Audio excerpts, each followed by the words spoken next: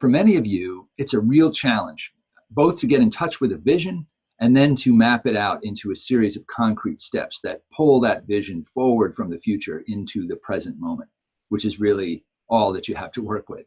And so we're also going to talk about a way to raise your consciousness. Sometimes when you get stuck on something, it can really help to elevate your perspective as a way to think anew about really the highest and best use of your time in the moment.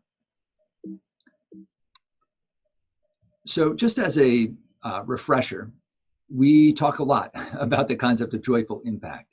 And there are really four components of that. There is this idea that you need to get visionary. You also need to get real. You have to face reality and the gap between your vision and reality. If you want to actually close that gap, you need to be real about that. You also have to get together effectively with other people in order to make progress on a vision that's bigger than you are. And for all of us with a calling to make the world a better place, our visions become shared visions, and they are necessarily bigger than we are. So the other thing that we have to do is to get better ourselves, to really make a commitment to continuous growth and personal development. And so these four components of joyful impact translate into four personal commitments of joyful impact. When it comes to getting visionary, you could think of the commitment that you need to make as prioritizing visionary impact, visionary social impact, above your ego-driven needs. That's not easy to do. And the whole reason we're here in many ways is the journey of doing that. The second commitment is around getting real. And a way to express that is to seek and speak the truth to everyone, including yourself. In the third area of getting together, the commitment is to treat others with consideration, not contempt. And contempt is a strong word, but when you really step back and reflect on it, there are many ways in which it is so easy when you get so focused on your own needs that you are not really considering other people as agents, as equals, as subjects, and you begin seeing them as instrumental in meeting your own needs. That is a form of contempt. So lastly, getting better. It's really about committing to purposeful and daily pursuit of joy across all the areas of your life. And these are aspirational commitments. They are commitments that you will always be working on. And none of us ever reaches perfection in any of these. But by making these commitments, you are really giving yourself the opportunity to maximize not only your positive impact out in the world, but also your sense of fulfillment and joy in your personal life and in all the areas of your life. Just again, as a quick reminder, we spend a lot of time thinking about how we are wired and how our psychology works. And you can think of these commitments as ways that you wire yourself to meet your human needs in the most creative and productive way possible. And so you actually have the opportunity to get into this wiring diagram, this crazy mess of spaghetti, and change how things are connected. We all share these same common human needs, but how we choose to meet them is really up to us. And so getting clarity about what you want, what your vision is so important. It's really the essential first step in this journey. And that's really what we want to dig in on today, is reminding ourselves about this exercise of defining your what and your why. We're going to walk through that in a moment. And then this concept of an action chain of how to take that vision and translate it in a concrete way so that you have a series of steps that ladder all the way from the present moment up to your ideal future vision. So just as a reminder there, and again, there are worksheets that go with all of this, your what is a short statement describing your vision for your highest and best self. And you can get at that by answering some of the questions here, like what kind of person are you at your best? And how is this reflected in the way you care for others and yourself? What contribution do you love making in the world? What is the transformative change you're seeking to bring about? What standards do you hold yourself to as you go after this vision and show up for those around you? You can also think about the energy that you bring with you. And sentence completion can really be helpful here too. My mission in life is what? My whole life is about what? And so when you sit with these questions, you can distill them into a single paragraph that becomes a touchstone for you. And we've talked about this, that for some folks, it may be helpful to actually create a couple different categories. Some people find it helpful to create a vision around the organization that they lead. Some people find it helpful to create a vision around their family. At one point, I shared this with you guys, I had like 10 of these, and that was just crazy and overwhelming. And I've really condensed it down. And what I'm going to share with you in a moment, I'm really thinking now about just two areas of my life, impact and joy. But giving yourself the gift of getting clarity around a vision statement like this is so important. It's also so important to remember that this vision is not going to be fixed. This is not a set it and forget it. This is something to come back to. For me, at least once a year, I come back to this and examine it again and say, is this really expressing my highest and best self? Because if you are committing to that process of continuous growth, you're going to keep changing and evolving yourself. The other element of this is really tapping into your why. And Simon Sinek is famous for saying, start with why. This flips it around a little bit and says, start with what, but then make sure you have real clarity about why. Why is it so important for you to live your life in the way that you've described in your what statement? And again, that can really help you get clarity about a vision that's so compelling to you that it's going to pull you forward. Because guess what? The reason more change doesn't happen in the world, the reason more joy is not present in the world, is really because we don't take sufficient action to bring it about. And the world is full of people with grand visions who have not figured out how to translate those visions into a set of extraordinary actions, or even ordinary actions that they stack on top of each other over time, and that can build up over time with the power of compound interest into something that is extraordinary and realized out in the world. So this is where we get to the next step, the action chain. And this is really about mapping out the steps from your ultimate vision to a 5-year vision. And Gary Keller has a great book called, I think it's called Your One Thing.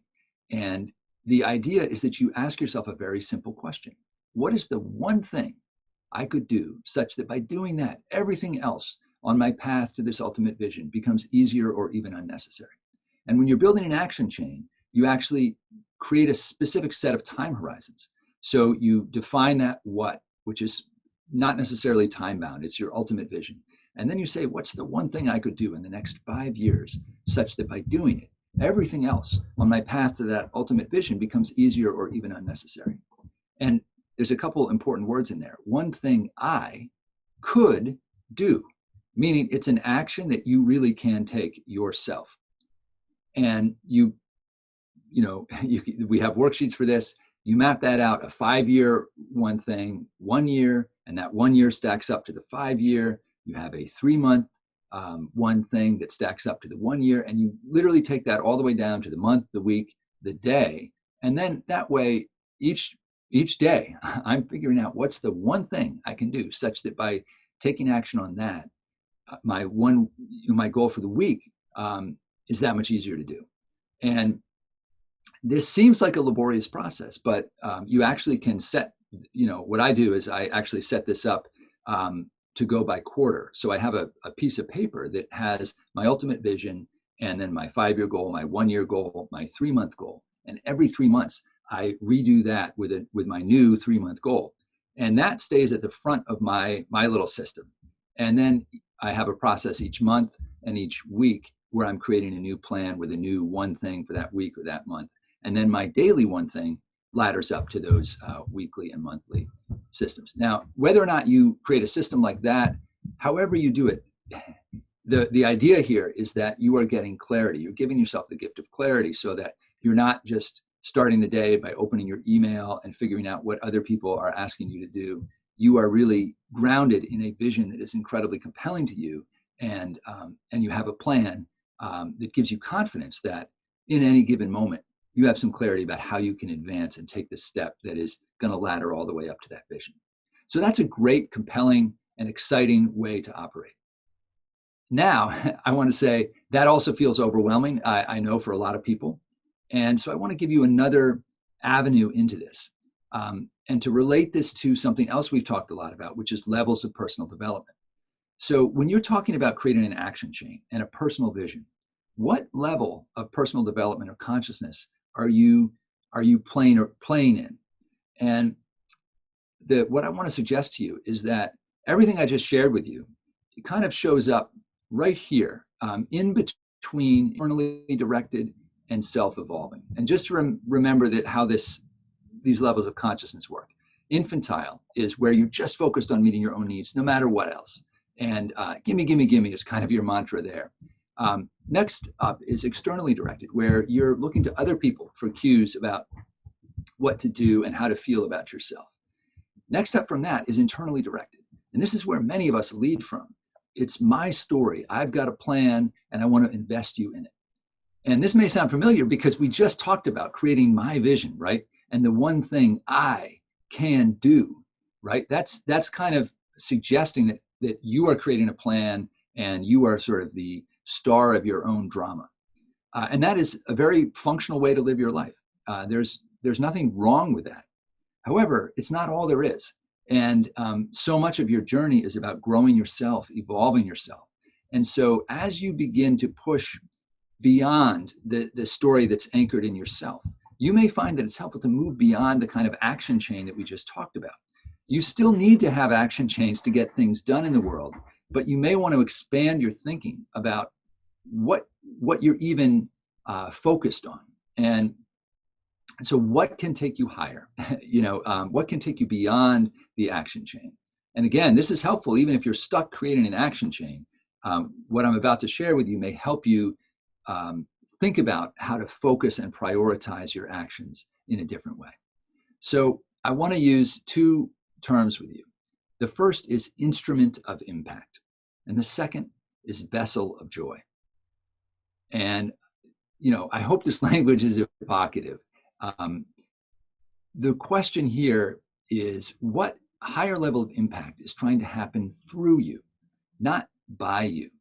There's a great book, I think it's called the 15 Questions of Conscious Leadership. And it really sort of suggests that as you ascend this level of consciousness, you start asking yourself this higher level question so that you're not anchored in, the story that is by me. You are now thinking, what is trying to happen through me?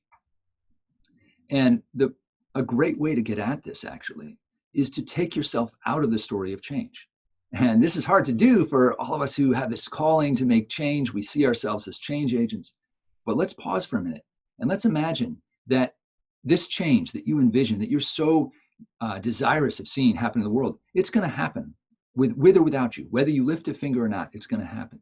And now you want to think, well, if that's true, whose action is needed? What knowledge, skills, and mindsets do they need to stack up? What chains of causation need to start flowing? What has to happen for this vision to come true in the world, even if I have no part in it? And now, now you can bring yourself back into the story and say, well, okay, if this needs to happen one way or the other, with or without me, how can I be an ally? How can I be an instrument that other people can use to achieve this impact? And so you've kind of shifted the focus of the story to the impact itself and to how other people can bring that about. And now you're asking, well, what is my role in helping that happen? And this is a really important question to ask when you're talking about trying to achieve impact at a really large systemic scale, because chances are your action alone is going to feel insufficient against that scale. And so some people get stuck in their action chains because what they're so committed to solving just feels way bigger than what they can tackle themselves. And that leads them to think, well, I'm just not sure what my next step is. But if you start imagining this change is going to happen, and my job is to be an ally and an instrument of that change, help other people in their journey to make it happen at the largest possible scale, you may start to find that there are some interesting things that come up. For example, what knowledge, skills, and mindset would you need to have in order to, take the actions that are needed for you to show up in the most powerful possible way as an instrument of impact? So that's really the provocation here. And we have another worksheet that really allows you to kind of walk through those prompts around making yourself into an instrument of impact. The next idea is becoming a vessel of joy. And you got to pardon my use of metaphor and language here, but I believe this is really powerful as a way to think about joy is something you can carry. And you can carry it to other people. And so, again, that higher level question is, what higher level of joy is seeking expression through you? And if you begin asking that and saying, imagine the people you love, the people that you care about, or even the people that are affected by the issue that you're focused on. What kind of feelings and fulfillment do you hope for them to have? And then begin to, so again, you're almost taking yourself out of this for the moment. You're taking yourself out of the story a little bit here. And then you're asking yourself another question of, well, how can I help carry that joy, that fulfillment with me where I go in the world? And the idea here is that as we commit to growth and personal development, part of what we're doing is we are making ourselves a bigger vessel, a stronger vessel, so that we can carry more joy with us. We can have it internally for ourselves, which is a huge blessing. But even more so, our cup runneth over, and we can share that joy. We can bring that joy into places where it might otherwise not be. So just two ways of thinking about taking, sometimes the action chain methodology just seems so cut and dried and very focused on yourself. And it is important to focus on yourself. It's important to have clarity about how you can take action. But by asking these questions of how you can be an even more effective and extraordinary instrument of impact and an even bigger and more overflowing vessel of joy, you may find yourself opening up and having more clarity in the moment about how your actions in this moment can contribute to both the vision you have for impact and the vision you have for fulfillment and joy in all of the areas of your life.